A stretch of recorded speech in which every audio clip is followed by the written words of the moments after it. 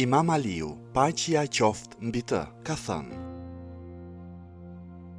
Të jeni të bindur se Zoti si ka dhënë askujt më shumë se ç'është urdhëruar në librin e Fatit, sa do të shumta të zellshme dhe mendje mprehta të kenë qenë kërkesat, por as dobësia e njeriut dhe as pakësia e mundësive dhe mjeteve të tij nuk ja ndryshojnë dot rrugën asaj çfarë është shkruar për të në librin e Fatit. Ai që e kupton këtë dije dhe vepron sipas saj u kalon të gjithëve në siguri dhe përfitim, e kush nuk do që ta kuptoj, por e sheh me dyshim, u kalon të gjithëve në dobësitë që fiton e humbjet që pëson. Shpesh herë janë favoret ato që e shpihen në ndëshkim njeriu që i ka, shumë herë të tjera ka qenë vuajtja, ajo që i ka bërë mirë njeriu që ka vuajtur.